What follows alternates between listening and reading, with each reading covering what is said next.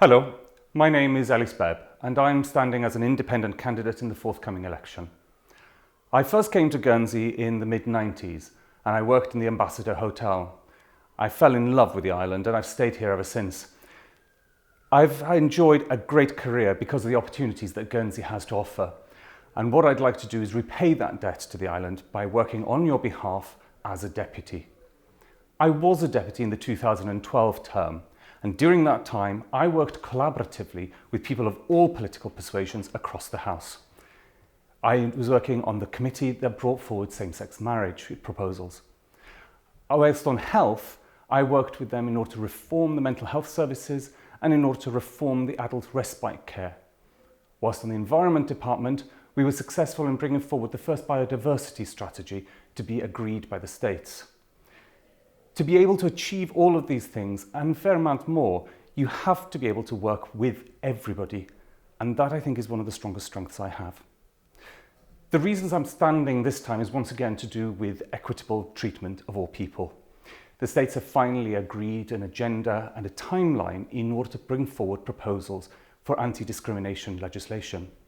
This will ensure legal protection for those who are disabled or because of their race and a number of other characteristics. They'll need to be implemented carefully though.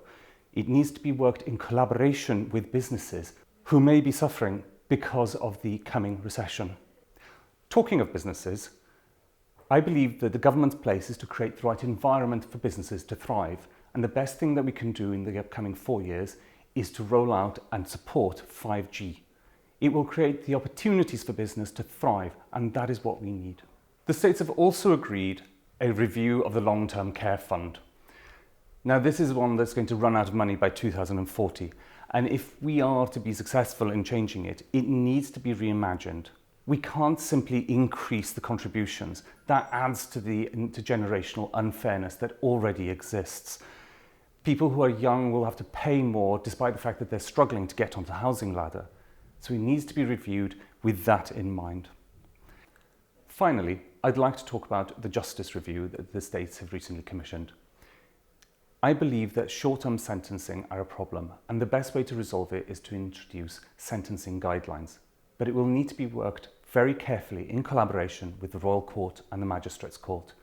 We need to afford the prison services and the professionals more time to work with those who have erred in their way and to have a real reform of character.